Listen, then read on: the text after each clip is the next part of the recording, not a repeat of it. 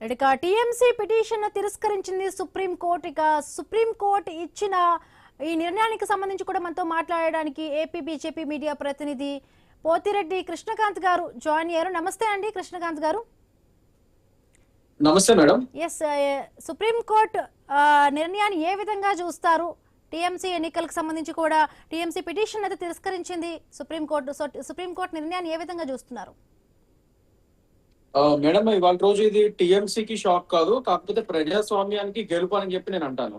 ఎందుకంటే సుప్రీంకోర్టు ఇవాళ రోజు క్లియర్ గా చెప్పింది, EC is an independent body. So దానికి ఒక పూర్తి స్వేచ్ఛ ఉంది, ఏ అధికారులను పెట్టాలి, ఎవరు ఏంటి అని చెప్పి అది ఈసీ నిర్ణయం తీసుకునే హక్కులు రాజ్యాంగం కల్పించింది. సో ఇది ఏ పార్టీకి సంబంధం లేదు. సో పార్టీలు వాళ్ళ యొక్క ఒపీనియన్స్ ని ఈసీ మీద రుద్దడానికి లేదు అనడానికి ఇది ఒక క్లియర్ తార్కాణం. ఇది ఒక క్లియర్ కేసు లో ఇవాళ రోజు సుప్రీంకోర్టు మనకి ఇచ్చిందనే మనం అనుకోవచ్చు. It's a clear president set చేసింది సుప్రీంకోర్టు ఇవాళ రోజు. సో డెఫినెట్ గా ఇక్కడ సుప్రీంకోర్టు చెప్పేది ఏంటంటే సింపుల్ గా ప్రభుత్వ ఉద్యోగులు రేపటి రోజు ఎవరైతే కౌంటింగ్ ప్రక్రియని వాళ్ళు నియమించబడతారో వాళ్ళ ప్రభుత్వ ఉద్యోగులు పార్టీకి కాదు దేశానికి పనిచేస్తారు అని చెప్పడానికి ఇది ఒక నిదర్శనం అన్నమాట. సో ఇదే అయింది అక్కడ.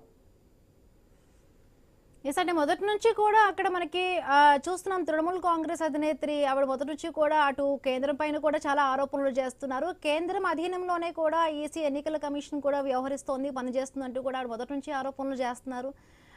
చాలా అంటే ఇప్పుడు ఎన్నికల అధికారి ఎవరైతే కూడా ఉంటారో ప్రభావితం అవుతారు ఈ ఎలక్షన్స్ ఓటింగ్. ఇంకొకటి, ఎవరైతే అక్కడ బ్యాలెట్ బాక్స్కి సంబంధించి కూడా నిన్న మాట్లాడుతూ కూడా అధికారులు లేనప్పుడు కూడా ఇవన్నీ ఓపెన్ చేశారంటూ కూడా ఆవిడ కొన్ని వ్యాఖ్యలు చేశారు. అదంతా తప్పుడు ప్రచారం అండి. ఇంకా రివర్స్ లో వాళ్ళే చేస్తున్నారు. ఎందుకంటే ఇవాళ రోజు ఈసీ ఈ 15 పోలింగ్ బూతుల్లో రీపోలింగ్ పెట్టబోతున్నారు, అవునా కదా? సో అది అంటే ఎంత అవకతవకలు జరిగాయి అంటే 77 కంప్లైంట్లు వచ్చాయి వాళ్ళకి. 15 పోలింగ్ బూత్స్ లో రీపోలింగ్ పెట్టబోతున్నారు. అండ్ మొన్న మనం చూసాం ఫాల్టా అనే నియోజకవర్గంలో, ఇది డైమండ్ హార్బర్ దగ్గర ఆ పోలింగ్ బూత్ లో క్లియర్ గా బీజేపీ సింబల్ పక్కన వాళ్ళు టేప్ అతికియడంలో అనేది అందరు చూసారు. మొత్తం సోషల్ మీడియా అన్నింటిలో వీడియో వచ్చింది. సో ఇక్కడ టీఎంసీ ప్రభుత్వమే ఇంకా రిగ్గింగ్ చేస్తున్నారు, ఆ ఈవీఎం మెషిన్ ని ట్యాంపరింగ్ చేస్తున్నారు. మా కార్యకర్తలే ఆ ఈవీఎం మెషిన్ ని తీసుకుని ఒక ట్రక్ లో పారిపోతుంటే మా కార్యకర్తలు అడ్డుపడ్డారు. ఈ అన్ని చోట్ల ఇది తెలుస్తున్నది క్లియర్ గా.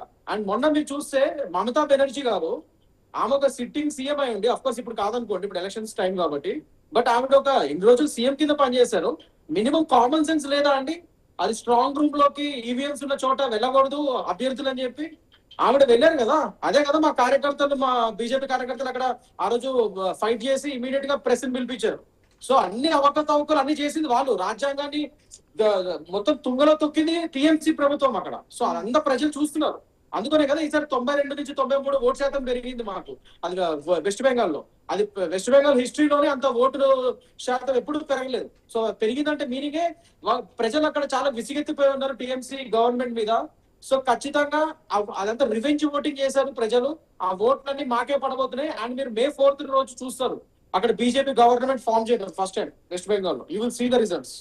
రైట్ అండి, థ్యాంక్ యూ సో మచ్ అండి పోతిరెడ్డి కృష్ణకాంత్ గారు జాయిన్ అయ్యేందుకు.